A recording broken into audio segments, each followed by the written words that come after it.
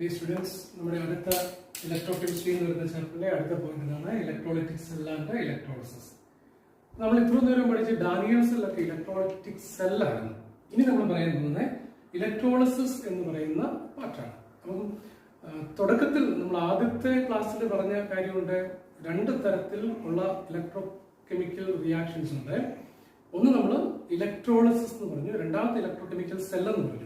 അവിടെ പറഞ്ഞ കാര്യം ഇതായിരുന്നു, ഇലക്ട്രോ കെമിക്കൽ സെൽ എന്ന് പറഞ്ഞാൽ a device which produces electricity by chemical reaction.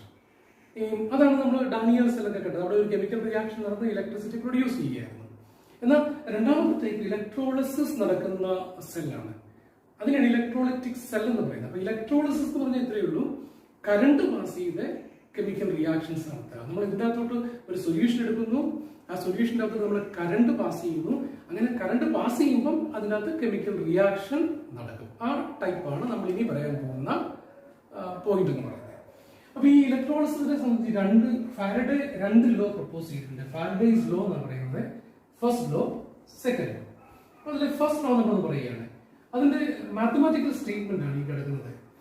അപ്പൊ അതിന്റെ എക്സ്പ്ലനേഷൻ ഇതാണ്, ഇത് മാസാണ്, ക്യൂ എന്ന് പറയുന്നത് കറണ്ട് ആണ്. അപ്പൊ നമുക്ക് ഇങ്ങനെ പറയാം, mass of the substance deposited or liberated is proportional to quantity of electricity flowing through the electrolyte. എന്ന് പറഞ്ഞാൽ നമ്മളിപ്പോൾ ഒരു സൊല്യൂഷൻ്റെ അകത്തോട്ട് കറണ്ട് പാസ് ചെയ്യാം. അപ്പൊ ഇവിടുത്തെ ഇലക്ട്രോളിസിസ് ആണല്ലോ. അപ്പൊ നേരത്തെ പറഞ്ഞായിരുന്നു, ഇലക്ട്രോളിസിസ് എന്ന് പറഞ്ഞാൽ കറണ്ട് പാസ് ചെയ്യുമ്പം കെമിക്കൽ റിയാക്ഷൻ നടക്കും. അപ്പൊ ഏതെങ്കിലും ഒരു സൊല്യൂഷൻ്റെ അകത്തോട്ട് കറണ്ട് പാസ് ചെയ്യുമ്പോൾ അവിടെ കെമിക്കൽ റിയാക്ഷൻ നടക്കും. ഇപ്പൊ സോഡിയം ക്ലോറൈഡ് ആണെങ്കിൽ സോഡിയം ക്ലോറൈഡിന്റെ അകത്തോട്ട് കറണ്ട് പാസ് ചെയ്യുമ്പം അവിടെ കെമിക്കൽ റിയാക്ഷൻ നടന്ന് സോഡിയം മെറ്റൽ ഫോം ചെയ്യും, അതുപോലെ തന്നെ ക്ലോറിൻ ഗ്യാസും ഫോം ചെയ്യും. അപ്പൊ അവിടെ സോഡിയം മെറ്റൽ ഡെപ്പോസിറ്റ് ചെയ്തു, അല്ലെ ക്ലോറിൻ ഗ്യാസ് ലിബറേറ്റ് ചെയ്തു. ആ ഡെപ്പോസിറ്റ് ചെയ്ത സോഡിയം മെറ്റൽ ഒരു മാസ് കാണും, 10 ഗ്രാമോ 20 ഗ്രാമോ അത്ര ഏതെങ്കിലും കാണും. അതുപോലെ ക്ലോറിൻ ഒരു മാസ് കാണും. ആ മാസം എന്ന് പറയുന്നത് ക്വാണ്ടിറ്റി ഓഫ് ഇലക്ട്രിസിറ്റിക്ക് പ്രൊപ്പോർഷൻ ആണ്. അതായത് എത്ര ക്വാണ്ടിറ്റി ഇലക്ട്രിസിറ്റി നമ്മൾ പാസ് ചെയ്യുന്നുണ്ടോ അത്രയും അതിന് പ്രൊപ്പോർഷണൽ ആയിട്ട് മാസ് ഡെപ്പോസിറ്റ് ചെയ്യുകയോ ലിബറേറ്റ് ചെയ്യുകയോ ചെയ്യും. കൂടുതൽ കറണ്ട് പാസ് ചെയ്താൽ കൂടുതൽ മാസ് ഡെപ്പോസിറ്റ് ചെയ്യും, കുറച്ച് കറണ്ട് പാസ് ചെയ്യുന്നുണ്ടെങ്കിൽ കുറച്ച് മാസ് ഡെപ്പോസിറ്റ് ചെയ്യും. അതാണ് ഈ പറയുന്നതിന്റെ അർത്ഥം.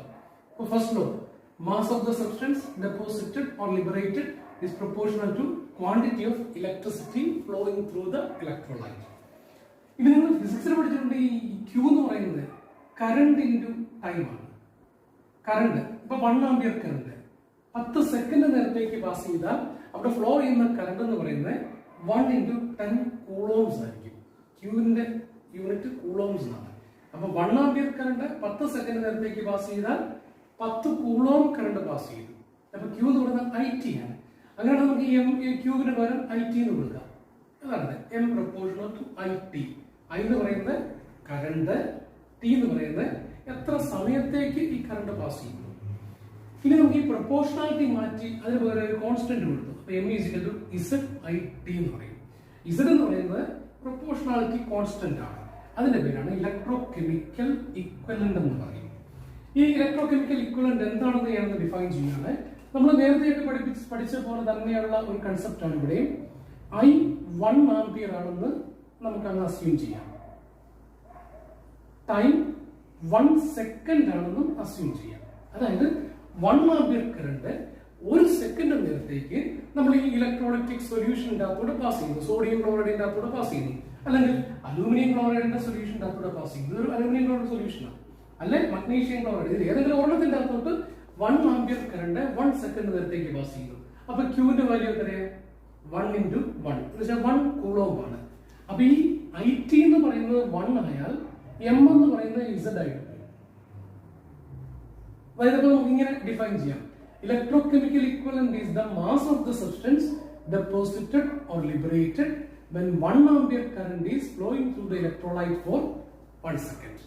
1 ആംപിയർ കറന്റ് 1 സെക്കൻഡ് നേരത്തേക്ക് പാസ് ചെയ്യുമ്പം അവിടെ ഡെപ്പോസിറ്റ് ചെയ്ത അല്ലെങ്കിൽ ലിബറേറ്റ് ചെയ്ത മാസ് എത്രയാണോ ആ മാസ് തന്നെയായിരിക്കും ആ സാധനത്തിന്റെ ഇലക്ട്രോ കെമിക്കൽ ഇക്വലന്റ്. ഇപ്പൊ സോഡിയം നമ്മൾ 1 ആംപിയർ കറണ്ട് 1 സെക്കൻഡ് നേരത്തേക്ക് പാസ് ചെയ്തു. അപ്പൊ 2 ഗ്രാം സോഡിയം ഡെപ്പോസിറ്റ് ചെയ്ത് എഴുതുക. അപ്പൊ സോഡിയത്തിന്റെ ഇലക്ട്രോ കെമിക്കൽ ഇക്വലന്റ് 2 ഗ്രാം എന്ന് വരും. അതുപോലെ സിൽവർ ആണെന്ന് കരുതുക. സിൽവറിന്റെ അകത്തോട്ട് 1 ആംപിയർ കറണ്ട് 1 സെക്കൻഡ് നേരത്തേക്ക് പാസ് ചെയ്തു. അപ്പം 5 ഗ്രാം ഡെപ്പോസിറ്റ് ചെയ്തെങ്കിൽ സിൽവറിന്റെ ഇലക്ട്രോ കെമിക്കൽ ഇക്വലന്റ് 5 ആയിരിക്കും. ഇതാണ് ഫസ്റ്റ് ലോ എന്ന് പറയുന്നത്. ഇത് നമുക്ക് പ്രോബ്ലത്തിന് വരുന്ന ഒരു ക്വസ്റ്റ്യൻ ആണ്. അപ്പം മാസ് ഓഫ് ദ സബ്സ്റ്റൻസ് എത്ര ഗ്രാം ഡെപ്പോസിറ്റ് ചെയ്തു? നിങ്ങളോട് ക്വസ്റ്റ്യൻ ഇങ്ങനെ ആയിരിക്കും വരുന്നത്. ഒരു സൊല്യൂഷന്റെ അകത്തൂടെ, മഗ്നീഷ്യം ക്ലോറൈഡ് സൊല്യൂഷന്റെ അകത്തൂടെ 10 ആംപിയർ കറണ്ട് 50 സെക്കൻഡ് നേരത്തേക്ക് പാസ് ചെയ്തു. അതിന് ഇലക്ട്രോ കെമിക്കൽ ഇക്വലന്റിന്റെ വാല്യൂ തരും. എത്ര ഗ്രാം മഗ്നീഷ്യം ഡെപ്പോസിറ്റ് ചെയ്തു? അപ്പൊ IT ഇസഡിന്റെ വാല്യൂ തന്നിട്ടുണ്ട്. I 10 ampere current 50 second.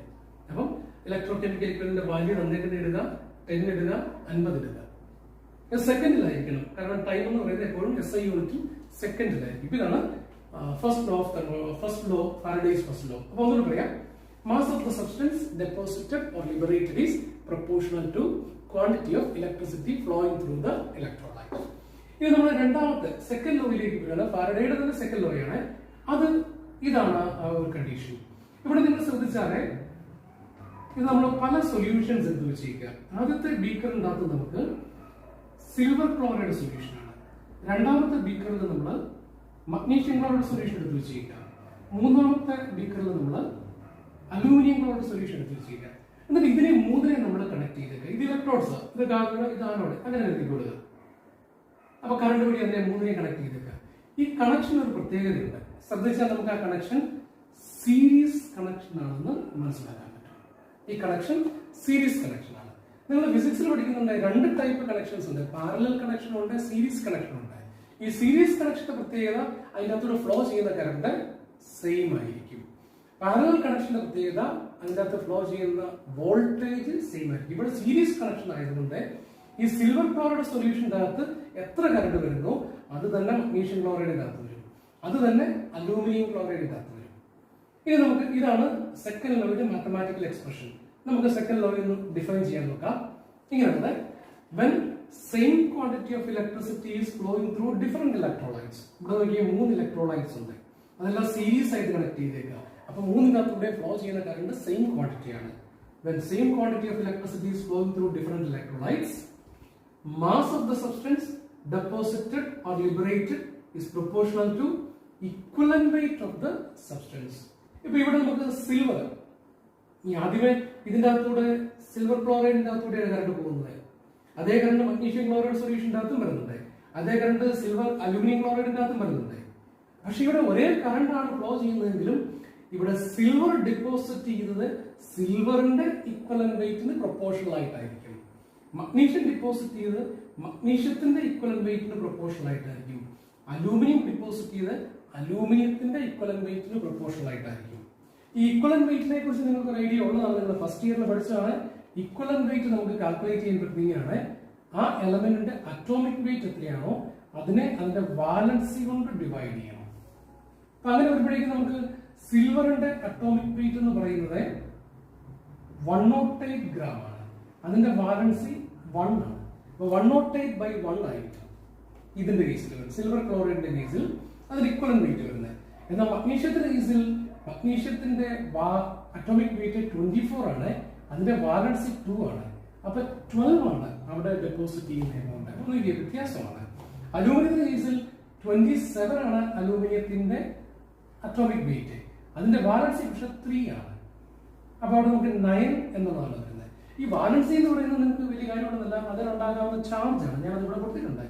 അപ്പം ഒന്നുകൂടെ ലോ എന്ന് ശ്രദ്ധിക്കുക. When same quantity of electricity is flowing through different electrolytes, the mass of the substance deposited or liberated is proportional to equivalent weight. Equivalent weight കൂടിയ എലമെന്റിനായിരിക്കും ഏറ്റവും കൂടുതൽ mass deposit ചെയ്യുന്നത്. ഇപ്പൊ ഇവിടെ നമ്മൾ ശ്രദ്ധിച്ചാൽ നമുക്ക് കാണാൻ പറ്റും സിൽവറിന്റെയും മഗ്നീഷ്യത്തിന്റെയും അലൂമിനിയത്തിന്റെയും ഇക്വലന്റ് വെയിറ്റ് നമ്മൾ ഇവിടെ കൊടുക്കുന്നുണ്ട്. 108, 12, 9.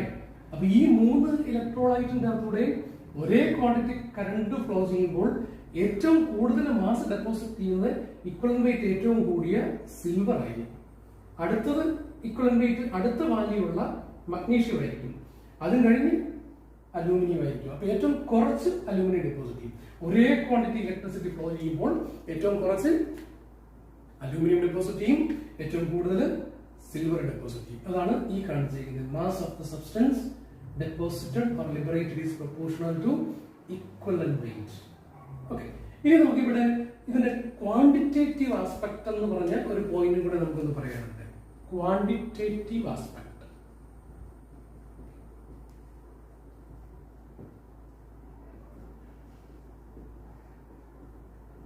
ക്വാണ്ടിറ്റേറ്റീവ് എന്ന് പറയുമ്പം ക്വാണ്ടിറ്റി എത്ര ഗ്രാം ഡെപ്പോസിറ്റ് ചെയ്തു. നമ്മൾ ഈ ഒരേ ക്വാണ്ടിറ്റി അപ്പൊ ഇവിടെ ഈ ഒരു ഫസ്റ്റ് ലോയ്ക്കും സെക്കൻഡ് ലോയ്ക്കും നമുക്ക് ഇത് അപ്ലൈ ചെയ്യാം കേട്ടോ. ഇത് ഇന്ന ലോയിലൊന്നും ഇല്ല. ഏത് ലോയ്ക്കും ഈ പറയുന്ന ക്വാണ്ടിറ്റേറ്റീവ് ആസ്പെക്ട് ഓഫ് ഇലക്ട്രോളിസിസ് ഇനി പറയാൻ പോകുന്ന കാര്യങ്ങൾ നിങ്ങൾക്ക് ഡെപ്പോസിറ്റ് ചെയ്യാം. സിൽവർ ക്ലോറൈഡിന്റെ അകത്തൂടെ നമ്മൾ പാസ് ചെയ്യാണെന്ന് കരുതുക. അപ്പൊ സിൽവർ ക്ലോറൈഡ് എന്ന് പറയുന്ന ആ ഇലക്ട്രോലൈറ്റ് ഡിസോസിയേറ്റ് ചെയ്യുമ്പോൾ Ag++Cl- ആയിട്ടായിരിക്കും മാറുന്നത്. അപ്പൊ ഇതിനകത്തൂടെ കറണ്ട് സിൽവർ ക്ലോറൈഡിന്റെ അകത്തൂടെ കറണ്ട് പാസ് ചെയ്യുമ്പോൾ അതിൻ്റെ അകത്തുള്ള സിൽവർ അയോണിന് പോസിറ്റീവ് ചാർജ് ആയതുകൊണ്ട് അത് കാഥോഡിലേക്ക് ചെന്ന് അവിടെ റെഡ്യൂസ് ചെയ്യും. ആ റെഡ്യൂസ് ചെയ്യുന്ന റിയാക്ഷനാണ് കൊടുത്തിരിക്കുന്നത്. അപ്പൊ ഇതിന്റെ ചാർജ് +1 ആണ്.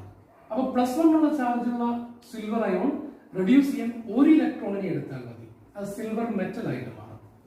എന്നാൽ മഗ്നീഷ്യം ക്ലോറൈഡ് സൊല്യൂഷന്റെ അകത്തൂടെയാണ് നമ്മൾ പാസ് ചെയ്യുന്നതെങ്കിൽ അത് ഡിസോസിയേറ്റ് ചെയ്യുന്നത് ഇങ്ങനെയായിരിക്കും. Mg2++2Cl- എന്നാണ് മഗ്നീഷ്യം ക്ലോറൈഡ് ഡിസോസിയേറ്റ് ചെയ്യുന്നത്. അപ്പൊ നോക്കിയാൽ മഗ്നീഷ്യത്തിന് 2 പോസിറ്റീവ് ചാർജ് ഉണ്ട്. അപ്പൊ ഈ 2 പോസിറ്റീവ് ചാർജുള്ള മഗ്നീഷ്യം അയോണിനെ റെഡ്യൂസ് ചെയ്യണമെങ്കിൽ 2 ഇലക്ട്രോൺ വേണം. അപ്പോഴേ അത് മഗ്നീഷ്യം ആറ്റമായിട്ട് മാറുള്ളൂ. ഇനി അലൂമിനിയം ക്ലോറൈഡ് സൊല്യൂഷൻ്റെ അകത്തൂടെ നമ്മൾ കറണ്ട് പാസ് ചെയ്യുമ്പോൾ അലൂമിനിയം ക്ലോറൈഡ് ഡിസോസിയേറ്റ് ചെയ്ത് നിൽക്കുന്നത് ഇങ്ങനായിട്ടാണ്. അപ്പൊ ഈ അലൂമിനിയം അയോണിനെ റെഡ്യൂസ് ചെയ്യണമെങ്കിൽ 3 പോസിറ്റീവ് ചാർജ് ഉള്ളതുകൊണ്ട് 3 ഇലക്ട്രോണിനെ വേണം. അതായത് നമ്മൾ എടുക്കുന്ന ഇലക്ട്രോളായിട്ട് മാറുന്നതനുസരിച്ച് ഇതിന്റെ അടുത്തുള്ള വേണ്ട റിഡക്ഷന് വേണ്ട ഇലക്ട്രോൺസിന്റെ നമ്പർ ഡിഫറെന്റ് ആയിരിക്കും. ഇനി നമുക്ക് ഇവിടെയൊക്കെ നമ്മൾ ഈ 3 കേസിൽ നമ്മൾ ആനയോണിനെ ഉപേക്ഷിച്ചു. ആനയോണിന്റെ കാര്യം ഒന്നും പറഞ്ഞില്ല. ഇനി ഞാൻ ആനയോണിന്റെ കാര്യം ഒന്ന് എഴുതുകയാണ്. ഞാൻ ഇവിടെ എഴുതുകയാണ് ആനയോണിന്റെ കാര്യം. Cl- ആണ് anion. Cl- ion negative charge ആയതുകൊണ്ട് അത് എങ്ങോട്ട് പോകണം? ആനോഡിലേക്ക് പോകും. ആനോഡിൽ ഓക്സിഡേഷൻ ആണ് നടക്കുന്നത്. ഓക്സിഡേഷൻ പറഞ്ഞാൽ ലോസ് ഓഫ് ഇലക്ട്രോൺ ആണ്. ഇതാണ് അവിടുത്തെ റിയാക്ഷൻ. Cl- അയോൺ ആനോഡിൽ ചെന്ന് അതിന്റെ ഇലക്ട്രോണിനെ ലൂസ് ചെയ്തു. അതിന് ഒരു ഇലക്ട്രോണേ ഉള്ളൂ ലൂസ് ചെയ്യാൻ. ആ ഒരു ഇലക്ട്രോണിനെ അത് ലൂസ് ചെയ്തു. അങ്ങനെ ലൂസ് ചെയ്ത് ആറ്റമായിട്ട് മാറി. പക്ഷെ അവിടെ ചെറിയ പ്രശ്നമുണ്ട്. ഈ Cl ആറ്റം ഒറ്റയ്ക്ക് സ്റ്റേബിൾ അല്ല. അത് 2 എണ്ണം ആണ് സ്റ്റേബിൾ ആയിട്ട് കമ്പൈൻ ചെയ്തിരിക്കുന്നത്. അപ്പൊ 2 ക്ലോറിൻ ആറ്റം ഉണ്ടാകണമെങ്കിൽ 2 Cl- വേണം. അപ്പൊ 2 ഇലക്ട്രോണിനെ അത് ടോട്ടലി ലൂസ് ചെയ്യും. ഇതാണ് ഈ ക്വാണ്ടിറ്റി. അപ്പൊ ആനിയോൺ ആയാലും കാറ്റയോൺ ആയാലും നിങ്ങൾ ഈ ഒരു ഐഡിയ വെച്ചാൽ മതി. കാറ്റയോൺ ആയിട്ടുള്ള എല്ലാം അതിന്റെ എത്ര പോസിറ്റീവ് ചാർജ് ഉണ്ടോ അത്രയും ഇലക്ട്രോണിനെ അക്സെപ്റ്റ് ചെയ്ത് അത് ന്യൂട്രൽ ആറ്റമായിട്ട് മാറും. ആനയോൺ ആയിട്ടുള്ളതെല്ലാം അത് ഏതാണ് അതിന്റെ സ്റ്റേബിൾ ഫോം എന്നുകൂടെ അറിയണം. ഓക്സിജൻ ആണെങ്കിൽ O2 എന്നാണ്. അപ്പൊ ഓക്സിജന്റെ കൂടെ ഞാൻ എഴുതുകയാണ്. O2- എന്നാണ് ഓക്സിജന്റെ ചാർജ്. അത് O2 ആയിട്ട് മാറണം. അപ്പൊ 2 ഓക്സിജൻ ആറ്റം വേണം. അപ്പൊ 2 ഓക്സിജൻ ആറ്റം കിട്ടണമെങ്കിൽ ഇവിടെ 2 ഓക്സൈഡ് അയോൺ വേണം. അപ്പൊ ഇവിടെ നോക്കി ഒരു ഓക്സൈഡ് അയോണിന് 2 ഇലക്ട്രോൺ ഉണ്ടെങ്കിൽ 2 എണ്ണത്തിന്റെ അകത്ത് നിന്ന് മൊത്തം 4 ഇലക്ട്രോണിനെ റിലീസ് ചെയ്യാം. അങ്ങനെ ആനയോണും കാറ്റയോണും നിങ്ങൾ ഈ ഒരു കൺസെപ്റ്റ് അപ്ലൈ ചെയ്താൽ മതി. കാറ്റയോൺ അതിന്റെ പോസിറ്റീവ് ചാർജിനെ ന്യൂട്രലൈസ് ചെയ്യാൻ എത്ര ചാർജ് ഉണ്ടോ അത്രയും ഇലക്ട്രോണിനെ അക്സെപ്റ്റ് ചെയ്ത് ന്യൂട്രൽ ആയിട്ട് മാറും. ഇനി ആനയോൺ അത് ന്യൂട്രൽ ആയിട്ട് മാറുക ചെയ്യുന്നത്. അപ്പൊ അത് എത്ര ചാർജ് ഉണ്ടോ അത്ര ഇലക്ട്രോണിനെ അത് ലൂസ് ചെയ്യും. ഇനി നമുക്കിവിടെ അടുത്ത ഒരു പോയിന്റ് ഇതിന്റെ അകത്തും തന്നെ കിട്ടാനുള്ള ഇതാണ് ക്വാണ്ടിറ്റേറ്റീവ് ആസ്പെക്ട് എന്ന് പറയുന്നത്. നമ്മൾ അതിലേക്കാണ് വരുന്നത്. അപ്പൊ ഈ ക്വാണ്ടിറ്റേറ്റീവ് ആസ്പെക്ട് ഞാനൊന്ന് പറയാൻ പോവുകയാണ്. അവിടെ നമുക്ക് ഈ ഇതിന്റെ 2 എണ്ണം എടുത്ത് ഞാൻ എക്സ്പ്ലെയിൻ ചെയ്യണം. സിൽവർ അയോൺ അത് ഒരു പോസിറ്റീവ് ചാർജ് ഉള്ളതുകൊണ്ട് ഒരു ഇലക്ട്രോണിനെ അക്സെപ്റ്റ് ചെയ്ത് സിൽവർ ആറ്റമായിട്ട് മാറും. ഇനി ഈ സിൽവർ ഒരു സിൽവർ അയോണിന് 1 ഇലക്ട്രോൺ വേണം.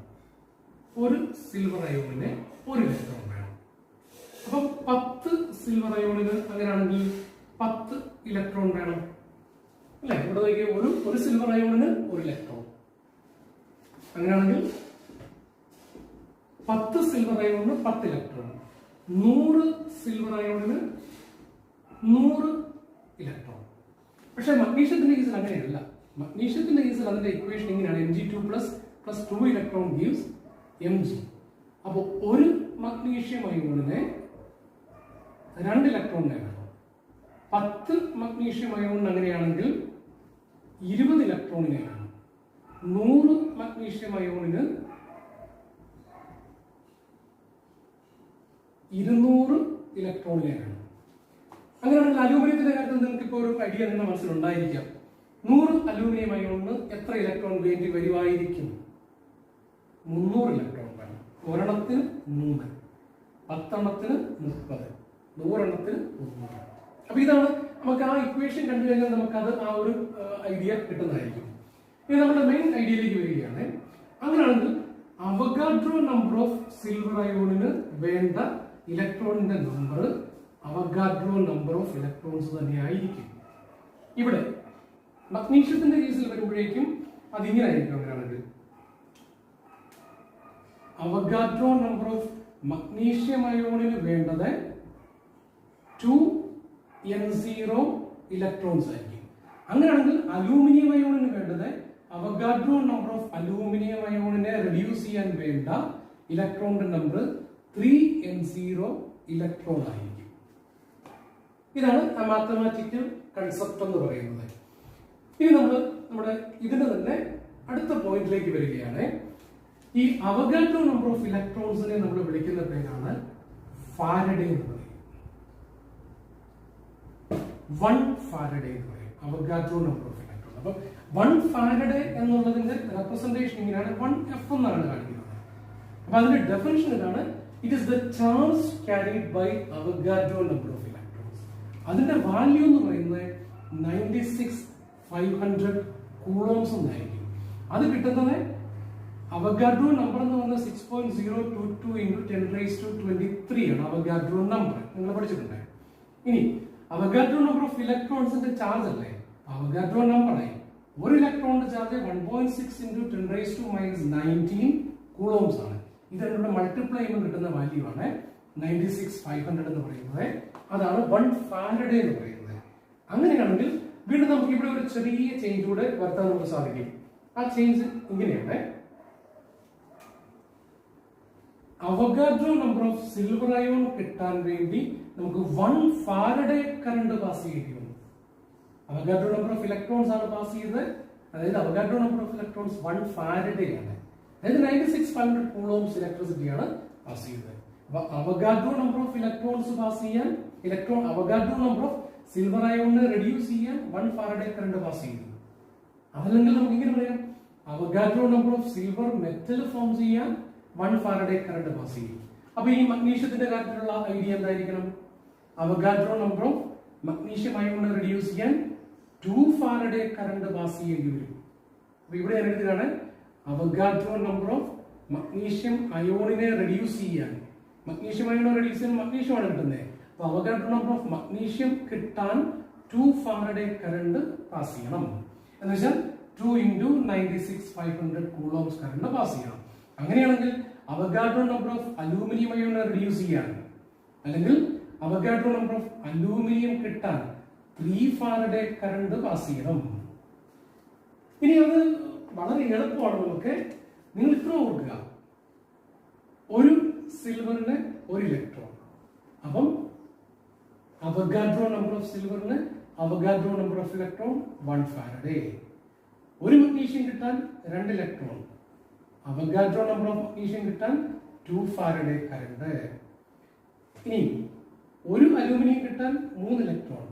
അവഗാഡ്രോ നമ്പർ ഓഫ് അലൂമിനിയം കിട്ടാൻ 3 ഫാരഡേ കറണ്ട്. അപ്പൊ ഈ റിഡക്ഷൻ റിയാക്ഷനിൽ എത്ര ഇലക്ട്രോൺ ആണോ എടുക്കുന്നത് അത്ര ഫാരഡേ കറണ്ട് ഈ മെറ്റൽ കിട്ടാൻ, മെറ്റലിന്റെ അവഗാഡ്രോ നമ്പർ കിട്ടാൻ. ഇതാണ് ഏറ്റവും എളുപ്പം.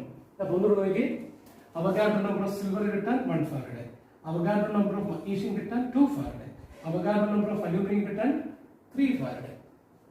നമ്മൾ ഒരു പോയിന്റ് കൂടെ ഒന്ന് പറഞ്ഞാൽ ഈ പോയിന്റ്, ഈ ടോപ്പിക്ക് നമ്മൾ തീരുകയാണ്. അതിനാണ് ഈ അവഗാഡ്രോ നമ്പർ ഓഫ് സിൽവർ എന്ന് പറയുന്നതിന്റെ വെയിറ്റ് 108 ഗ്രാം ആണ്. അത് അറ്റോമിക് വെയിറ്റ്.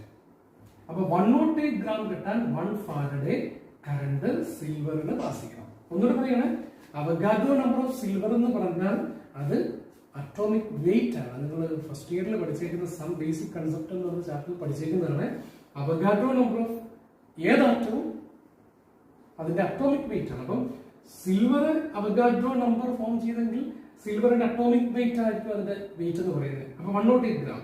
അപ്പൊ 108 ഗ്രാം കിട്ടാൻ 1 ഫാരഡേ കറണ്ട് പാസ് ചെയ്യണം. നമ്മൾ നേരത്തെ മഗ്നീഷ്യത്തിന്റെ അറ്റോമിക് വെയിറ്റ് ഞാൻ എഴുതിയതാ, നിങ്ങൾ ഓർക്കുന്നുണ്ടോ? 24 ഗ്രാം ആണ്. അപ്പൊ ഇവിടുത്തെ ഐഡിയ എന്തായിരിക്കാം? നമ്മൾ 2 ഫാരഡേ കറണ്ട് പാസ് ചെയ്താൽ 24 ഗ്രാം മഗ്നീഷ്യം കിട്ടും. ഇനി ഇവിടെ അലൂമിനിയത്തിന്റെ അറ്റോമിക് വെയിറ്റ് നിങ്ങൾ ഓർക്കുന്നുണ്ടായിരിക്കും. 3 ഫാരഡേ കറണ്ട് പാസ് ചെയ്താൽ നമുക്ക് 27 ഗ്രാം ആണ് അലൂമിനിയത്തിന്റെ അറ്റോമിക് വെയിറ്റ്. 27 ഗ്രാം അലൂമിനിയം നമുക്ക് കിട്ടും. ഇനി ഒന്നുകൂടെ നമുക്ക് നോക്കാം. നിങ്ങൾക്ക് ചിലപ്പം ഈ ഫാരഡേ എന്നുള്ളത് ക്വസ്റ്റ്യൻ വരുമ്പോൾ ചിലപ്പോൾ മാറ്റി മാറ്റി തരും. 1 ഫാരഡേ അല്ല, ചിലപ്പോൾ 2 ഫാരഡേ കറണ്ട് ആയിരിക്കും ഈ സിൽവർ ക്ലോറൈഡിന്റെ അകത്തോടെ പാസ് ചെയ്തത്. അപ്പം 1 ഫാരഡേക്ക് 108 ഗ്രാം ഉണ്ടാകും. അപ്പൊ 2 ഫാരഡേക്ക് എത്ര ഉണ്ടാകണം? 108 into 2 ഗ്രാം. ഇനി ചിലപ്പോൾ അലൂമിനിയത്തിന്റെ കേസ് നിങ്ങളോട് പറയുന്നത് 1 ഫാരഡേ നിങ്ങൾ പാസ് ചെയ്യുന്നുള്ളത് പറയും. അപ്പൊ 3 ഫാരഡേ പാസ് ചെയ്താൽ 27 ഗ്രാം കിട്ടും. അപ്പൊ 1 ഫാരഡേ പാസ് ചെയ്താലോ ഇതിന്റെ 1/3 ആണ് 1 ഫാരഡേ. അപ്പൊ ഇതിന്റെ 1/3 അതായത് 9 ഗ്രാം കിട്ടും. അപ്പം എത്ര കറണ്ട് തന്നാലും ഇനി ഫാരഡേ മാറ്റിയിട്ട് ചിലപ്പോൾ നിങ്ങൾക്ക് കൂളോംസ് തരും. നിങ്ങളോട് പറയുന്നതാണ് നമ്മൾ സിൽവർ ക്ലോറൈഡിന്റെ അകത്തൂടെ 1500 കൂളോംസ് കറണ്ട് പാസ് ചെയ്തു, എത്ര ഗ്രാം സിൽവർ ഉണ്ടായി? അപ്പൊ ഇവിടെ ഫാരഡേ ആണ് കിടക്കുന്നത്, പക്ഷെ കൂളോംസ് അല്ല കിടക്കുന്നത്. അപ്പൊ ഈ ഫാരഡേ കൂളോം കൊണ്ട് റീപ്ലേസ് ചെയ്യണം. 108 ഗ്രാം കിട്ടാൻ 96500 കൂളോംസ് വേണം. അപ്പം 1 കൂളോം ഉണ്ടെങ്കിൽ എത്ര ഗ്രാം സിൽവർ ഉണ്ടാകുമെന്ന് കണ്ടുപിടിക്കണം. എന്നിട്ട് നമുക്ക് നേരത്തെ തന്നിരിക്കുന്ന 1500 കൂളോംസ് ആണെങ്കിൽ എത്ര ഗ്രാം സിൽവർ ഉണ്ടാകുമെന്ന് കണ്ടുപിടിക്കണം. അപ്പൊ കൂളോം ആയാലും ഇനി ഫാരഡേ ആയാലും ഇവിടെ വേണ്ട റീപ്ലേസ്മെന്റ് നടത്തിയിട്ട് നമുക്ക് ആ ക്വസ്റ്റ്യൻ സോൾവ് ചെയ്യാനായിട്ട് സാധിക്കും. അപ്പൊ ഇതാണ് നമുക്ക് ക്വസ്റ്റ്യൻ പ്രോബ്ലത്തിന് വരാൻ സാധ്യതയുള്ള ഇതാണ് ക്വാണ്ടിറ്റേറ്റീവ് ആസ്പെക്ട് എന്നുള്ളത്. അപ്പൊ ഓർക്കുക, ഒന്നുകൂടെ പറഞ്ഞു നിർത്തുകയാണ്, നമുക്ക് എത്ര ഇലക്ട്രോൺ ഈ റിഡക്ഷൻ റിയാക്ഷൻ എഴുതുക എന്നുള്ളതാണ് അതിന്റെ ഇമ്പോർട്ടന്റ് ആയിട്ടുള്ള പോയിന്റ്. ഇത് കൃത്യമായിട്ട് എഴുതുക. അതിന്റെ പോയിന്റ് ഇതാണ്, എത്ര ചാർജ് ഉണ്ടോ അത്രയും ഇലക്ട്രോൺ, എന്നിട്ട് ആ ന്യൂട്രൽ ആറ്റം. ഇനി ഈ ആറ്റത്തിന്റെ അറ്റോമിക് വെയിറ്റ് നമ്മൾ കണ്ടുപിടിക്കണം. അറ്റോമിക് വെയിറ്റ് മഗ്നീഷ്യത്തിന്റെ 24 ഗ്രാം. ആ 24 ഗ്രാം കിട്ടാൻ 2 ഫാരഡേ എഴുതണം. അലൂമിനിയത്തിന്റെ 27 ഗ്രാം. 27 ഗ്രാം കിട്ടാൻ 3 ഫാരഡേ എഴുതണം. സിൽവറിന്റെ അറ്റോമിക് വെയിറ്റ് 108 ഗ്രാം. 108 ഗ്രാം കിട്ടാൻ 1 ഫാരഡേ എന്നെഴുതണം. അപ്പൊ ഈ നമ്പർ, ഇത് നമ്പർ എത്രയാണോ അത്ര ഫാരഡേ ഇതിന്റെ അറ്റോമിക് വെയിറ്റ്. ഇനി 1 ഫാരഡേ എന്ന് പറയുന്നത് 96500 കൂളോംസ് ആയതുകൊണ്ട് കൂളോംബിലാണ് നിങ്ങൾക്ക് തരുന്നതെങ്കിൽ നിങ്ങൾ അവിടെ ഈ ഫാരഡേക്ക് പകരം കൂളോംബ് എഴുതുക. എക്സാമ്പിൾ ആയിട്ട് ഞാൻ ഇവിടെ ഇത് കൊടുക്കുകയാണ്. 108 ഗ്രാം സിൽവർ 96500 കൂളോംസ് പാസ് ചെയ്താൽ കിട്ടും. അപ്പൊ നിങ്ങളോട് ചോദിക്കുകയാണ്, നിങ്ങളുടെ കയ്യിൽ 965 കൂളോംസേ ഉള്ളൂ, അപ്പൊ എത്ര ഗ്രാം സിൽവർ ഫോം ചെയ്തു? അപ്പൊ ഇവിടെ നമുക്ക് എഴുതാൻ പറ്റും 1 കൂളോം കറണ്ട് നമ്മൾ പാസ് ചെയ്താൽ ഇത്രയും കൂളോം കറണ്ട് പാസ് ചെയ്താൽ ഇത്രയും കിട്ടും. അപ്പൊ 1 കൂളോംബെ പാസ് ചെയ്യുന്നുണ്ടെങ്കിൽ അവിടെ ഉണ്ടാകുന്ന സിൽവറിന്റെ വെയിറ്റ് 108 ഡിവൈഡഡ് ബൈ 96500 ഗ്രാം ആയിരിക്കും. അങ്ങനെയാണെങ്കിൽ ഈ നമുക്ക് തന്നേക്കുന്ന 965 കൂളോംസ് കറണ്ട് പാസ് ചെയ്താൽ എത്ര ഗ്രാം സിൽവർ ഉണ്ടാകും? 1 കൂളോമിന് ഇത്രയും ഗ്രാം സിൽവർ ഉണ്ടാകും. അപ്പൊ 965 കൂളോംസിന് 1 കൂളോംബിനുണ്ടാകുന്ന ഗ്രാം ഇൻറ്റു നമ്മൾ പാസ് ചെയ്യുന്ന ടോട്ടൽ കറണ്ട് 965. ഈ 965 ഇതും ക്യാൻസൽ ചെയ്യും. ഇവിടെ 100 ആണ് കിടക്കുന്നത്. ഇതിനെ ഡിവൈഡ് ചെയ്താൽ 1.08 ഗ്രാം സിൽവർ നമ്മൾ 965 കൂളോംസ് കറണ്ട് പാസ് ചെയ്താൽ നമുക്ക് ടോട്ടലി കിട്ടും. ഈ രീതിയിൽ ഫാരഡേ കൂളോം കൺവേർഷൻ നടത്തി നമുക്ക് ഏത് ചോദിച്ചാലും ഈ ബേസിക് ഇക്വേഷൻ കറക്റ്റ് ആയിട്ട് നിങ്ങൾ എഴുതിയാൽ നിങ്ങൾക്ക് ഈ 2 ഐഡിയ വെച്ച് നമുക്ക് ഏത് സാധനത്തിന്റെയും മാസ് കാൽക്കുലേറ്റ് ചെയ്യാൻ സാധിക്കും. ഒന്ന് ഓർക്കുക, എത്ര ഇലക്ട്രോൺ ആണുള്ളത് അത്ര ഫാരഡേ. ഇത് അറ്റോമിക് വെയിറ്റ് ആക്കി മാറ്റണം. 108, 24, 27 ഗ്രാം. ഇനി 1 ഫാരഡേ 96500 കൂളോംസ്. അങ്ങനെ വെച്ച് കൂളോംസ് ആണ് തരുന്നതെങ്കിൽ ഇതിനെ കൂളോം ആക്കി മാറ്റുക. എന്നിട്ട് വേണ്ട തന്നിരിക്കുന്ന കൂളോംസിനനുസരിച്ച് കാൽക്കുലേഷൻ നടത്തി ചെയ്യുക. നമ്മുടെ അടുത്ത പോയിന്റ് പ്രോഡക്ട്സ് ഓഫ് ഇലക്ട്രോളിസിസ്. അതായത് നമ്മൾ നേരത്തെ ഇലക്ട്രോളിസിസിനെ കുറിച്ച് കണ്ടു. അതിന്റെ Faraday's first law second law apply ചെയ്യാം. അവിടെ ഉണ്ടാകുന്ന പ്രോഡക്റ്റ് എന്താണ് ഇലക്ട്രോളിസിസ്? ഇപ്പൊ സോഡിയം ക്ലോറൈഡിന്റെ അകത്തൂടെ കറണ്ട് പാസ് ചെയ്താൽ എന്തൊക്കെ എവിടെയൊക്കെ കിട്ടും, അത് മാറി വേറെ ഒരു സൊല്യൂഷൻ എടുത്താൽ എന്തൊക്കെ എവിടെയൊക്കെ കിട്ടും, അതിനെക്കുറിച്ച് നമുക്ക് ഏത് സൊല്യൂഷൻ ആണെങ്കിലും അതിന്റെ പ്രോഡക്റ്റ് എന്തായിരിക്കും എന്നുള്ള കണ്ടുപിടിക്കാനുള്ള ഒരു മെത്തേഡാണ് നമ്മളിപ്പോൾ പറയുന്നത് പ്രോഡക്ട്സ് ഓഫ് ഇലക്ട്രോളിസിസ്. ഇവിടെ നമ്മൾ രണ്ടെണ്ണമാണ് എടുക്കുന്നത്. ഒന്ന് മോൾട്ടൺ സോഡിയം ക്ലോറൈഡും രണ്ടാമത്തെ അക്വസ് സോഡിയം ക്ലോറൈഡും. അതിന് നമുക്ക് മോൾട്ടൺ സോഡിയം ക്ലോറൈഡ് എടുക്കാം. സോഡിയം ക്ലോറൈഡ് എടുക്കുന്നു, അതിനെ നന്നായിട്ട് മെൽറ്റ് ചെയ്യുന്നു, മെൽറ്റ് ചെയ്ത് അതിനെ ഒരു ലിക്വിഡ് ആക്കി വെക്കുന്നു. അപ്പം സോഡിയം ക്ലോറൈഡ് മെൽറ്റ് ചെയ്ത് കഴിഞ്ഞാൽ അത് ലിക്വിഡ് ആകും. ലിക്വിഡ് ആയി കഴിയുമ്പോൾ അത് അയണൈസ് ചെയ്യും. സോഡിയം ക്ലോറൈഡ് അയണൈസ് ചെയ്താൽ അതിനകത്ത് സോഡിയം അയോണും ക്ലോറൈഡ് അയോണുമാണ് കാണുന്നത്. അപ്പൊ ഇത് നിങ്ങൾക്കറിയാം പോസിറ്റീവ് ചാർജ് അയോണാണ്, അപ്പൊ അത് കാറ്റയോണാണ്. ക്ലോറൈഡ് അയോൺ നെഗറ്റീവ് ചാർജ് ഉണ്ട്, അത് ആനയോണാണ്. അപ്പൊ ഈ സൊല്യൂഷന്റെ അകത്തോട്ടാണ് നമ്മൾ കറണ്ട് പാസ് ചെയ്യുന്നത്. അപ്പൊ കറണ്ട് പാസ് ചെയ്യുമ്പോൾ കറണ്ട് ചെല്ലുമ്പോൾ ഇതിലെ കാറ്റയോൺ കാഥോഡിലേക്ക് മൂവ് ചെയ്യും, ഇതിലെ ആനയോൺ ആനോഡിലേക്ക് മൂവ് ചെയ്യും.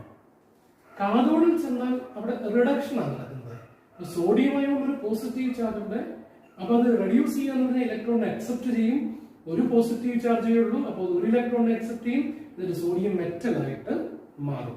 അപ്പം കാഥോഡിൽ ഉണ്ടായ പ്രോഡക്റ്റ് സോഡിയമാണ്, സോഡിയം മെറ്റൽ ആണ് കാഥോഡിൽ ഉണ്ടായത്. ഇനി ആനോഡിലേക്ക് പോയത് ക്ലോറൈഡ് അയോണാണ്. ആനോഡിൽ ഓക്സിഡേഷൻ ആണ് നടക്കേണ്ടത്, നമ്മൾ നേരത്തെ പഠിച്ച കാര്യങ്ങളായിട്ടൊക്കെ. അപ്പൊ ആനോഡിൽ ചെന്ന് ഓക്സിഡൈസ് ചെയ്യുമ്പോൾ ഇലക്ട്രോണിനെ ലൂസ് ചെയ്ത് ക്ലോറിൻ ഗ്യാസ് ഉണ്ടാകും. അത് ഗ്യാസ് ആയതുകൊണ്ട് നമ്മൾ തന്നെ ലിബറേറ്റ് ചെയ്യാന്ന് പറയുന്നത്. അപ്പൊ ആനോഡിലെ പ്രോഡക്റ്റ് ക്ലോറിൻ ഗ്യാസ് ലിബറേറ്റ് ചെയ്തു. ഇതാണ് ഇതിന്റെ പ്രോഡക്റ്റ്. വളരെ സിമ്പിൾ ആയിട്ടുള്ള ഒരെണ്ണമാണ് ഈ പറഞ്ഞത്. മോൾട്ടൺ സോഡിയം ക്ലോറൈഡിന്റെ കൂടെ കറണ്ട് പാസ് ചെയ്യുമ്പം sodium metal at the cathode and chlorine gas at the anode. Products of electrolysis കഴിഞ്ഞു അതിന്റെ. എന്നാൽ അക്വസ് സോഡിയം ക്ലോറൈഡിലോട്ട് വരുമ്പോൾ കാര്യം കുറെ കൂടെ ഡിഫിക്കൽട്ട് ആണ്. അക്വസ് എന്ന് പറയുമ്പോൾ തന്നെ നമുക്കറിയാം വാട്ടറിന്റെ അകത്ത് ഡിസോൾവ് ചെയ്ത് കഴിയുമ്പോഴാണ് അക്വസ് എന്നൊരു സൊല്യൂഷനെ നമ്മൾ പറയുന്നത്. അപ്പൊ ഇപ്പം സോഡിയം ക്ലോറൈഡ് എടുത്ത് വാട്ടറിന്റെ അകത്ത് ഡിസോൾവ് ചെയ്തിട്ടുണ്ട്. അപ്പൊ സോഡിയം ക്ലോറൈഡ് ഡിസോൾവ് ചെയ്യുന്ന വഴിയിൽ അത് അയണൈസ് ചെയ്തിട്ടുണ്ട്. അപ്പൊ സോഡിയം അയോണും ഉണ്ട്, ക്ലോറൈഡ് അയോണും ഉണ്ട്. പക്ഷെ നമ്മുടെ വാട്ടറും അയണൈസ് ചെയ്യുന്ന, പാർഷ്യൽ ആയിട്ട് അയണൈസ് ചെയ്യുന്ന ഒരു വീക്ക് ഇലക്ട്രോലൈറ്റ് ആണ് വാട്ടർ. അപ്പൊ ഈ വാട്ടർ അയണൈസ് ചെയ്തും വാട്ടറിന്റെ അകത്തു നിന്നും ഹൈഡ്രജൻ അയോണും OH- അയോണും ഫോം ചെയ്യും. അപ്പൊ നേരത്തെ പോലെ അത്ര സിമ്പിൾ അല്ല ഇവിടുത്തെ കാര്യം. കാരണം നേരത്തെ കേസിൽ മോൾട്ടൺ NaCl നമുക്ക് സോഡിയം അയോൺ എന്ന് പറയുന്ന ഒറ്റ കാറ്റയോണേ ഉണ്ടായിരുന്നുള്ളൂ, ക്ലോറൈഡ് അയോൺ എന്ന് പറയുന്ന ഒറ്റ ആനയോണേ ഉണ്ടായിരുന്നുള്ളൂ. ഇപ്പൊ നോക്കി അക്വസ് സോഡിയം ക്ലോറൈഡിൽ സോഡിയം അയോൺ എന്ന് പറയുന്ന കാറ്റയോണും ഉണ്ട്, വാട്ടറിന്റെ അകത്ത് നിന്ന് കിട്ടിയ H+ അയോൺ എന്ന് പറയുന്ന രണ്ട് കാറ്റയോണാണ്. അപ്പൊ ഇവര് രണ്ടുപേരൂടെ കാഥോഡിലേക്ക് മൂവ് ചെയ്യും. അതുപോലെ തന്നെ ആനോഡിലേക്ക് മൂവ് ചെയ്യാനും രണ്ടുപേരുണ്ട്. നെഗറ്റീവ് ചാർജുള്ള രണ്ട് അയോൺസ് ഉള്ളതുകൊണ്ട് രണ്ടുപേരും ആനോഡിലേക്ക് മൂവ് ചെയ്യും. അപ്പൊ അതിൽ ആര് ഫസ്റ്റ് റെഡ്യൂസ് ചെയ്യും കാഥോഡിൽ, ആനോഡിൽ ആര് ഫസ്റ്റ് ഓക്സിഡൈസ് ചെയ്യും. അവിടെ ഒരു കോമ്പറ്റീഷൻ ഉണ്ട്. ഈ കേസിൽ അങ്ങനെ ഒരു കോമ്പറ്റീഷന്റെ ചാൻസ് ഇല്ല, കാരണം ഒറ്റ കാറ്റയോണും ഒറ്റ ആനോഡും ഉള്ളൂ. അയാള് കാഥോഡിലേക്ക് ചെന്നു, ഒരാൾ മാത്രമേ ഉള്ളൂ, അത് അവിടെ റെഡ്യൂസ് ചെയ്തു. ആനോഡിലേക്ക് ചെന്നയാള് അവിടെ റെഡ്യൂസ് ചെയ്തു. അപ്പൊ ഒന്നിൽ കൂടുതൽ കാറ്റയോൺ ഉണ്ടെങ്കിൽ ആര് റെഡ്യൂസ് ചെയ്യും എന്നുള്ളതിനൊരു കോമ്പറ്റീഷൻ ഉണ്ട്, അല്ലെങ്കിൽ ആര് ഓക്സിഡൈസ് ചെയ്യും എന്നുള്ളതിനൊരു കോമ്പറ്റീഷൻ ഉണ്ട്. അതിൽ ഇലക്ട്രോഡ് പൊട്ടൻഷ്യൽ വാല്യൂ ആണ് തീരുമാനിക്കുന്നത്. ആര് ഫസ്റ്റ് റെഡ്യൂസ് ചെയ്യണം, ആര് ഫസ്റ്റ് ഓക്സിഡൈസ് ചെയ്യണം. അപ്പൊ കാഥോഡിലേക്ക് പോകുന്ന രണ്ട് അയോൺസിന്റെയും രണ്ട് കാറ്റയോൺസിന്റെയും ഇലക്ട്രോഡ് പൊട്ടൻഷ്യൽ വാല്യൂ ഞാൻ കൊടുത്തിട്ടുണ്ട്. ഹൈഡ്രജൻ അയോണിന്റെ E0 വാല്യൂ 0 വോൾട്ട് ആണ്, നമ്മൾ നേരത്തെ പഠിച്ചിട്ടുണ്ട്. സോഡിയത്തിന്റെ നമ്മൾ പഠിച്ചിട്ടില്ല, -2.71 വോൾട്ട് ആണ് സോഡിയത്തിന്റെ. ഇനി നമുക്ക് ആ റിഡക്ഷൻ പൊട്ടൻഷ്യൽ എന്ന് പറയുന്നതിന്റെ ഡെഫിനിഷൻ നമ്മൾ പഠിച്ചു നോക്കാം. ഒത്തിരി ക്ലാസ്സുകൾക്ക് മുൻപെയാണ്, ഫസ്റ്റ് ക്ലാസ്സിൽ ആണ് നമ്മൾ പഠിച്ചത്. It is the tendency of an electrode to undergo reduction. Oxidation പൊട്ടൻഷ്യലിന്റെ ഡെഫിനിഷൻ പഠിക്കാം. It is the tendency of an electrode to undergo oxidation. ആ ടെൻഡൻസിയെ നമ്മളൊരു വാല്യൂ കൊടുത്തേക്കുന്നതാണ് ഈ റിഡക്ഷൻ പൊട്ടൻഷ്യൽ എന്ന് പറയുന്നത്. അപ്പൊ ഇവിടെ നോക്കിക്കേ, സോഡിയത്തിന്റെ റിഡക്ഷൻ പൊട്ടൻഷ്യൽ വാല്യൂ -2.71 ആണ്. ഹൈഡ്രജന്റെ റിഡക്ഷൻ പൊട്ടൻഷ്യൽ വാല്യൂ 0 വോൾട്ട് ആണ്. അപ്പം ഹൈഡ്രജൻ ആണ് കൂടിയ വാല്യൂ എന്ന് പറഞ്ഞാൽ ഈ സോഡിയം ഹൈഡ്രജനോട് ചെന്നാൽ റിഡക്ഷൻ നടക്കാനുള്ള അവരുടെ ടെൻഡൻസി നമ്മൾ റെപ്രസെന്റ് ചെയ്തേക്കുന്നത് കൂടിയത് ഹൈഡ്രജൻ ആണ്, കാരണം അതിന്റെ വാല്യൂ കൂടുതൽ ഹൈഡ്രജൻ ആണ്. അപ്പൊ ഈ രണ്ടുപേരും കാഥോഡിലേക്ക് ചെന്നാൽ ആരായിരിക്കും റെഡ്യൂസ് ചെയ്യപ്പെടുന്നത്? റിഡക്ഷന് ടെൻഡൻസി കൂടിയ ആണ്. അല്ലെ സിമ്പിൾ ആയിട്ട് പറഞ്ഞാൽ റിഡക്ഷൻ പൊട്ടൻഷ്യൽ വാല്യൂ കൂടിയ ആൾക്ക് റിഡക്ഷൻ നടക്കും, കുറഞ്ഞ ആൾക്ക് ഒന്നും സംഭവിക്കില്ല.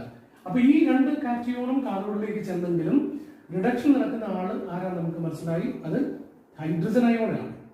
ഹൈഡ്രജൻ അയോൺ റെഡ്യൂസ് ചെയ്ത് ഹൈഡ്രജൻ ഗ്യാസ് ആയിട്ട് മാറും. കാരണം അതിന്റെ റിഡക്ഷൻ പൊട്ടൻഷ്യൽ ആണ് സോഡിയത്തിനെക്കാട്ടിലും കൂടുതൽ. അപ്പൊ നമുക്കിവിടെ കാഥോഡിൽ 2 അയോൺ പോയെങ്കിലും അതിലെ പ്രോഡക്റ്റ് ഏതാണെന്നുള്ള തീരുമാനമായി. റിഡക്ഷൻ പൊട്ടൻഷ്യൽ കൂടിയ ഹൈഡ്രജൻ ഒരു പോസിറ്റീവ് ചാർജ് ഉള്ളതുകൊണ്ട് ഒരു ഇലക്ട്രോണിനെ അക്സെപ്റ്റ് ചെയ്ത് ഹൈഡ്രജൻ ആറ്റമായിട്ട് മാറും. നമ്മൾ നേരത്തെ കണ്ടതുപോലെ പക്ഷേ ഹൈഡ്രജൻ ആറ്റം ഒറ്റയ്ക്ക് എക്സിസ്റ്റ് ചെയ്യത്തില്ല, അത് H2 ആയിട്ട് എക്സിസ്റ്റ് ചെയ്യുന്നത്. അപ്പൊ 2 ഹൈഡ്രജൻ അയോൺ വേണം അങ്ങനെ ഉണ്ടാകണമെങ്കിൽ. അപ്പൊ 2 ഹൈഡ്രജൻ അയോൺ ടോട്ടലി 2 ഇലക്ട്രോൺ വേണം. സോ കാഥോഡിലെ പ്രോഡക്റ്റ് ഹൈഡ്രജൻ ഗ്യാസ് ആണ്. സോഡിയം ഇവിടെ റെഡ്യൂസ് ചെയ്യുന്നില്ല. എന്നാൽ ഇപ്പറേ നോക്കി, കോമ്പറ്റീഷൻ ഇല്ലാതിരുന്ന കേസിൽ സോഡിയം ആയിരുന്നു കാഥോഡിൽ ഫോം ചെയ്തത്. പക്ഷെ കോമ്പറ്റീഷൻ ഉണ്ടായ കേസിൽ റിഡക്ഷൻ പൊട്ടൻഷ്യൽ വാല്യൂ കൂടിയ ആള് റെഡ്യൂസ് ചെയ്യും. ഇനി നിങ്ങൾക്ക് ഹൈഡ്രജൻ അല്ല വേറെ ഏതെങ്കിലും ഒരു അയോൺ ആണെങ്കിൽ, അല്ലെങ്കിൽ സോഡിയം അല്ല വേറെ ഏതെങ്കിലും ആണെങ്കിൽ അതിലെ കാറ്റയോണിന്റെ റിഡക്ഷൻ പൊട്ടൻഷ്യൽ നിങ്ങൾ കണ്ടുപിടിക്കുക. അപ്പൊ അതിന്റെ കൺസെപ്റ്റ് ഇത്രയേ ഉള്ളൂ, കൂടിയ ആൾക്ക് റിഡക്ഷൻ നടക്കുന്നു. ഇനി നമുക്ക് ആനോഡിലേക്ക് പോകാം. ആനോഡിലെ 2 അയോൺസ് പോയിട്ടുണ്ട്, ക്ലോറൈഡ് അയോണും ഉണ്ട്, OH- അയോണും ഉണ്ട്. ക്ലോറൈഡ് അയോണിന്റെ reduction potential value 1.36 volt. OH- ion oxygen ആയിട്ട് മാറും, അതിന്റെ റിഡക്ഷൻ പൊട്ടൻഷ്യൽ വാല്യൂ 1.23 വോൾട്ട്. അപ്പൊ ഇവിടെ ആനോഡിൽ ഓക്സിഡേഷൻ ആണ് നടക്കുന്നത്.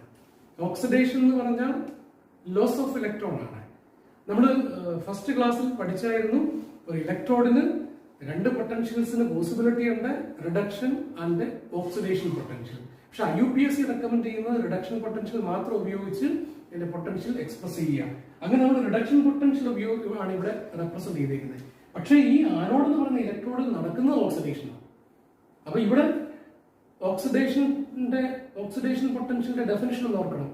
It is the tendency to undergo oxidation. അപ്പൊ ടെൻഡൻസി കൂടിയാണ് ഓക്സിഡൈസ് ചെയ്യും. പക്ഷെ ഇവിടെ തന്നിരിക്കുന്നത് റിഡക്ഷനാണ്. അപ്പൊ നമ്മൾ ആദ്യത്തെ ക്ലാസ്സിൽ പഠിച്ചായിരുന്നു, ഇതിന്റെ റിഡക്ഷൻ പൊട്ടൻഷ്യൽ കിട്ടണമെങ്കിൽ വളരെ എളുപ്പമാണ്, ഇതിന്റെ സൈൻ അങ്ങ് മാറ്റിയാൽ മതി. ഇപ്പൊ ഇത് റിഡക്ഷൻ പൊട്ടൻഷ്യൽ അല്ല, ഇപ്പൊ അത് ഓക്സിഡേഷൻ പൊട്ടൻഷ്യൽ ആയിട്ട് മാറി. അപ്പം ഡെഫിനിഷൻ ഓർക്കുക, ആനോഡിലേക്ക് 2 അയോൺസ് പോയിട്ടുണ്ട്, ക്ലോറൈഡ് അയോണും പോയിട്ടുണ്ട്, OH- അയോണും പോയിട്ടുണ്ട്. ഓക്സിഡേഷൻ പൊട്ടൻഷ്യൽ എന്ന് പറയുന്നത് ടെൻഡൻസി ടു അണ്ടർഗോ ഓക്സിഡേഷൻ. അപ്പൊ ഓക്സിഡേഷൻ നടക്കാൻ ഏറ്റവും ടെൻഡൻസി കൂടിയ ആള് ഓക്സിഡൈസ് ചെയ്യും. അതായത് ഓക്സിഡേഷൻ പൊട്ടൻഷ്യൽ കൂടിയാണ്. ഇത് -1.36, ഇത് -1.23. അപ്പൊ ഇത് കൂടിയ വാല്യൂ OH- അയോണിന്റെയാണ്, ഇതാണ് കൂടുതൽ. അപ്പൊ ഇവന് ഓക്സിഡേഷൻ നടക്കണം. അല്ലെങ്കിൽ നമുക്ക് വേറൊരു രീതിയിൽ പറയാം, ഇവിടെ റിഡക്ഷൻ പൊട്ടൻഷ്യൽ വാല്യൂ കൂടിയാണെന്നല്ലേ പറഞ്ഞത്. റിഡക്ഷൻ പൊട്ടൻഷ്യലിന്റെ ടേമിൽ തന്നെ നമുക്ക് ഇവിടെ ഓക്സിഡേഷൻ നടക്കാനുള്ള ടെൻഡൻസിയും റെപ്രസെന്റ് ചെയ്യാം. ഓക്സിഡേഷൻ പൊട്ടൻഷ്യൽ കൂടിയ ആള് ഇവനാണ്, അതിന്റെ റിഡക്ഷൻ പൊട്ടൻഷ്യൽ നോക്കിയേ കുറവല്ലേ. അപ്പൊ ആനോഡിലെ കേസിൽ നമുക്ക് ഓക്സിഡേഷൻ പൊട്ടൻഷ്യൽ ആയിട്ട് ഇങ്ങനെ കൺവേർട്ട് ചെയ്യണമെന്ന് നിർബന്ധമില്ല. ഇങ്ങനെ ഓർത്താൽ മതി, റിഡക്ഷൻ പൊട്ടൻഷ്യൽ കുറഞ്ഞയാണ്. ഇവിടെ റിഡക്ഷൻ പൊട്ടൻഷ്യൽ കൂടിയാണ് കാഥോഡിൽ, ആനോഡിൽ റിഡക്ഷൻ പൊട്ടൻഷ്യൽ കുറഞ്ഞാണ്. അപ്പൊ ഞാൻ ആ ആൾക്കാരെ ഒന്ന് ടിക്ക് ചെയ്യുകയാണ്. ഇവിടെ നമ്മൾ ഹൈഡ്രജൻ ആണെന്ന് കണ്ടു, ഇവിടെ ഈ OH- അയോണിനായിരിക്കണം ഓക്സിഡേഷൻ നടക്കേണ്ടത്. പക്ഷേ ആക്ച്വലി അവിടെ OH- അയോണിനല്ല ഓക്സിഡേഷൻ നടക്കുന്നത്, അത് റിഡക്ഷൻ പൊട്ടൻഷ്യൽ കൂടിയ Cl- അയോണിന് തന്നെയാണ് ഓക്സിഡേഷൻ നടക്കുന്നത്. അതിന്റെ കാരണം ഓവർ പൊട്ടൻഷ്യൽ എന്ന് പറയുന്ന ഒരു പോയിന്റ് ആണ്. അതായത് ഓവർ പൊട്ടൻഷ്യൽ എന്ന് പറഞ്ഞാൽ ഇത്രയേ ഉള്ളൂ, ഈ OH- അയോണിനെ ഓക്സിഡൈസ് ചെയ്യാൻ തിയററ്റിക്കലി 1.23 വോൾട്ട് വേണം. അപ്പൊ ഇതാണ് നോക്കുക, ആനോഡ് എന്ന് കരുതുക. ഈ OH- അയോൺ ഈ ആനോഡിലേക്ക് വന്നു, ഇവിടെ വെച്ച് 1.23 വോൾട്ട് അക്സെപ്റ്റ് ചെയ്ത് ഇത് ഇവിടെ ഓക്സിഡൈസ് ചെയ്യണം. പക്ഷെ അതിന് ആ പൊട്ടൻഷ്യൽ പോരാ, കുറെ കൂടെ പൊട്ടൻഷ്യൽ, ഒരു എക്സ്ട്രാ പൊട്ടൻഷ്യലൂടെ കിട്ടിയെങ്കിൽ മാത്രമേ ഈ OH- അയോണിന് ഇവിടെ ഓക്സിഡൈസ് ചെയ്യാൻ പറ്റുന്നുള്ളൂ. തിയറി പറയുന്നത് 1.23 വോൾട്ട് മതി എന്നാണ് തിയറി പറയുന്നത്. പക്ഷെ ഇവിടെ അതിന് സാധിക്കുന്നില്ല. 1.23 വോൾട്ട് കൊടുത്താൽ പോലും ഈ OH- അയോൺ ഇവിടെ ഓക്സിഡൈസ് ചെയ്യപ്പെടുന്നില്ല. അപ്പൊ അതിന് കുറെ കൂടെ എക്സ്ട്രാ പൊട്ടൻഷ്യൽ വേണം. ആ എക്സ്ട്രാ പൊട്ടൻഷ്യലൂടെ കിട്ടിക്കഴിഞ്ഞെങ്കിൽ മാത്രമേ OH- അയോണിന് ഇവിടെ ഓക്സിഡൈസ് ചെയ്യാൻ സാധിക്കത്തുള്ളൂ. ആ എക്സ്ട്രാ പൊട്ടൻഷ്യലിനെയാണ് നമ്മൾ ഓവർ പൊട്ടൻഷ്യൽ എന്ന് പറയുന്നത്. അപ്പൊ ശരിക്കും OH മൈനസ് അയോൺ ഓക്സിഡൈസ് ചെയ്യപ്പെടുന്ന പൊട്ടൻഷ്യൽ ഇതല്ല, അത് ഇതിലും കൂടിയ വാല്യൂവിലാണ് ഓക്സിഡൈസ് ചെയ്യുന്നത്. ഞാൻ ചുമ്മാ ഒരു വാല്യൂ എഴുതുകയാണ്, അത് കൃത്യമല്ല. 1.50 വോൾട്ട് എന്ന് കരുതുക. ഓവർ പൊട്ടൻഷ്യലോട് ചേർത്ത് OH മൈനസ് അയോൺ ഓക്സിഡൈസ് ചെയ്യുന്ന പൊട്ടൻഷ്യൽ 1.50 ആണെന്ന് കരുതുക. നമ്മൾ നേരത്തെ പറഞ്ഞു പോയി എന്തായിരുന്നു, ആനോഡിൽ ഓക്സിഡേഷൻ നടക്കുന്ന ആൾക്ക് ലോവർ റിഡക്ഷൻ പൊട്ടൻഷ്യൽ ആയിരിക്കണം എന്നല്ലേ പറയുന്നത്. ഇപ്പൊ നോക്കി, OH minus ion actually oxidise ചെയ്യുന്ന പൊട്ടൻഷ്യൽ ഇതാണ് ഓവർ പൊട്ടൻഷ്യൽ. കാരണം ക്ലോറിൻ ഓക്സിഡൈസ് ചെയ്യുന്ന പൊട്ടൻഷ്യൽ 1.36 ഇപ്പൊ കുറവാക്കാം ക്ലോറിൻ ആണ്. അതുകൊണ്ട് ക്ലോറിൻ ഓക്സിഡൈസ് ചെയ്യും. അപ്പം ഓവർ പൊട്ടൻഷ്യൽ കാരണം നമ്മൾ കരുതും OH മൈനസ് അയോൺ ഓക്സിഡൈസ് ചെയ്യണം, പക്ഷെ ഓവർ പൊട്ടൻഷ്യൽ കാരണം ക്ലോറൈഡ് അയോൺ ആണ് ഓക്സിഡൈസ് ചെയ്യുന്നത്. അപ്പൊ ക്ലോറൈഡ് അയോണിന്റെ ഓക്സിഡേഷൻ നമ്മൾ നേരത്തെ കണ്ടതാണ്, അതൊന്നുകൂടെ ഞാൻ എഴുതുന്നു. അപ്പൊ ഇവിടുത്തെ പ്രോഡക്ട്സ് ഓഫ് ഇലക്ട്രോളിസിസ് എന്തൊക്കെയാണെന്ന് നോക്കിയേ. കാഥോഡിൽ ഹൈഡ്രജൻ ഗ്യാസ് ഫോം ചെയ്യും, ആനോഡിൽ ക്ലോറിൻ ഗ്യാസ് ഫോം ചെയ്യും. അപ്പൊ ഒന്നുകൂടെ നമുക്ക് ഈ അക്വസ് NaCl നോക്കാം. അക്വസ് NaCl എന്ന് പറയുമ്പോൾ ഇതിനകത്ത് വാട്ടർ ഉണ്ട്. NaCl അയണൈസ് ചെയ്ത് കാറ്റയോൺ ആയിട്ട് സോഡിയം അയോണും ക്ലോറൈഡ് അയോണും ഫോം ചെയ്തു. വാട്ടർ അയണൈസ് ചെയ്ത് H+ അയോണും OH മൈനസ് അയോണും ഫോം ചെയ്തു. അപ്പൊ കാഥോഡിലേക്ക് 2 കാറ്റയോൺസ് മൂവ് ചെയ്യുന്നുണ്ട്. അവരുടെ റിഡക്ഷൻ പൊട്ടൻഷ്യൽ കൊടുത്തു. കാഥോഡിൽ റിഡക്ഷൻ പൊട്ടൻഷ്യൽ കൂടിയ ആള് റെഡ്യൂസ് ചെയ്യും. അപ്പൊ ഹൈഡ്രജൻ അയോൺ അവിടെ റെഡ്യൂസ് ചെയ്യും. ആനോഡിലേക്കും 2 അയോൺസ് മൂവ് ചെയ്തിട്ടുണ്ട്. അതിന്റെ റിഡക്ഷൻ പൊട്ടൻഷ്യൽസ് നമ്മൾ കൊടുത്തു. ആനോഡിൽ റിഡക്ഷൻ പൊട്ടൻഷ്യൽ കുറഞ്ഞയാളെ ഓക്സിഡൈസ് ചെയ്യണം. അപ്പൊ theoretically OH minus ion oxidise ചെയ്ത ഓക്സിജൻ ആകണം. പക്ഷെ ഈ തിയറി പറയുന്ന ഈ പൊട്ടൻഷ്യലിൽ OH മൈനസ് അയോൺ ഓക്സിഡൈസ് ചെയ്യാൻ സാധിക്കുന്നില്ല. അതിന് കുറെ കൂടെ എക്സ്ട്രാ പൊട്ടൻഷ്യൽ കിട്ടിയെങ്കിൽ മാത്രമേ അത് ഓക്സിഡൈസ് ചെയ്യത്തുള്ളൂ. ആ പോയിന്റിനെ നമ്മൾ പറയുന്ന പേരാണ് ഓവർ പൊട്ടൻഷ്യൽ. ആ ഓവർ പൊട്ടൻഷ്യൽ 1.50 ആണെന്ന് കരുതുക. അപ്പൊ നമ്മൾ നോക്കുമ്പോൾ ക്ലോറൈഡ് അയോണിന്റെ പൊട്ടൻഷ്യൽ റിഡക്ഷൻ പൊട്ടൻഷ്യൽ 1.36ഉം OH മൈനസ് അയോണിന്റെ 1.50 ആയിട്ട് കൂടി. അപ്പൊ ഇത് കുറഞ്ഞത് ക്ലോറൈഡ് അയോണിന്റെ ആയതുകൊണ്ട് അതിന് ഓക്സിഡേഷൻ നടന്നു. ഇവിടെ കൂടിയയാൾക്ക് റിഡക്ഷൻ, ഇവിടെ കുറഞ്ഞയാൾക്ക് ഓക്സിഡേഷൻ. അപ്പൊ ക്ലോറൈഡ് അയോൺ ഓക്സിഡൈസ് ചെയ്ത് ക്ലോറിൻ ഗ്യാസും 2 ഇലക്ട്രോണുമായിട്ട് മാറി. അപ്പൊ പ്രോഡക്ട്സ് ഓഫ് ഇലക്ട്രോളിസിസ് കാഥോഡിൽ ഹൈഡ്രജൻ, ആനോഡിൽ ക്ലോറിൻ. പ്രോഡക്ട്സ് ഓഫ് ഇലക്ട്രോളിസിസ് പറയുമ്പോൾ ഒരു കാര്യം കൂടെ നമ്മൾ പറയണം. ഈ കാഥോഡിലെ സോഡിയം അയോൺ റിഡക്ഷൻ നടന്നിട്ടില്ല, അതവിടെ വെറുതെ കിടക്കുക. അതുപോലെ തന്നെ ആനോഡിലേക്ക് പോയ OH മൈനസ് അയോണിനും റിഡക്ഷൻ നടന്നില്ല, അതും വെറുതെ കിടക്കുക. അപ്പൊ ഈ വെറുതെ കിടക്കുന്ന ഈ 2 അയോൺസ് കൂടെ സോഡിയം അയോണും OH മൈനസ് അയോണൂടെ കമ്പൈൻ ചെയ്തിട്ട് NaOH എന്ന് പറയുന്ന സോഡിയം ഹൈഡ്രോക്സൈഡ് കൂടെ ഇതിന്റെ കൂടെ ഫോം ചെയ്യും. അപ്പൊ പ്രോഡക്ട്സ് ഓഫ് ഇലക്ട്രോളിസിസ് എന്ന് പറയുമ്പോൾ അക്വസ് സോഡിയം ക്ലോറൈഡിന്റെ അകത്തൂടെ കറണ്ട് പാസ് ചെയ്താൽ എന്തൊക്കെ കിട്ടുമെന്നാണ് പറയേണ്ടത്. കാഥോഡിൽ ഹൈഡ്രജൻ കിട്ടി, ആനോഡിൽ ക്ലോറിൻ കിട്ടി. ഒരു ബൈ പ്രോഡക്റ്റ് ആയിട്ട് മിച്ചം കടന്ന അയോൺസ് രണ്ടുകൂടെ കമ്പൈൻ ചെയ്ത് NaOH ഫോം ചെയ്തു. ഇത് നിങ്ങൾ ഫസ്റ്റ് ഇയറിൽ നമ്മുടെ സോഡിയം ആൽക്കലി മെറ്റൽ എന്ന് പറയുന്ന ചാപ്റ്ററിൽ സോഡിയം ഹൈഡ്രോക്സൈഡിന്റെ മാനുഫാക്ചർ ആയിട്ടൊരു കാസ്നർ കെൽനർ സെൽ എന്ന് പറഞ്ഞ് പഠിച്ചിട്ടുണ്ട്. അത് ഇത് തന്നെയായിരുന്നു അക്വസ് NaClന്റെ ഇലക്ട്രോളിസിസ് ആയിരുന്നു അവിടെ പറഞ്ഞത്. അവിടെ നമ്മൾ NaOHന്റെ മാനുഫാക്ചർ ആയതുകൊണ്ട് ഇതാണ് മെയിൻ ആയിട്ട് ഫോക്കസ് ചെയ്യുന്നത്. ഈ ഹൈഡ്രജനെയോ ഈ ക്ലോറിനെയോ കൂടെ പറയുന്നില്ല. ഇവിടെ ഇലക്ട്രോളിസിസ് ആയതുകൊണ്ട് ഇത് മൂന്നും നമുക്ക് പറയേണ്ടി വരും. അപ്പൊ നമ്മുടെ ക്ലാസ് ഇപ്പം ഇതിന്റെ തീരുകയാണ്. എല്ലാവരും പഴയ ക്ലാസ്സുകളൊക്കെ കണ്ട് എന്തെങ്കിലും സംശയം ഉണ്ടെങ്കിൽ പുറകോട്ട് നോക്കി പഠിക്കുക. സംശയം ഉണ്ടെങ്കിൽ നിങ്ങളുടെ ഗ്രൂപ്പിൽ തന്നെ ഇടുക. Thank you.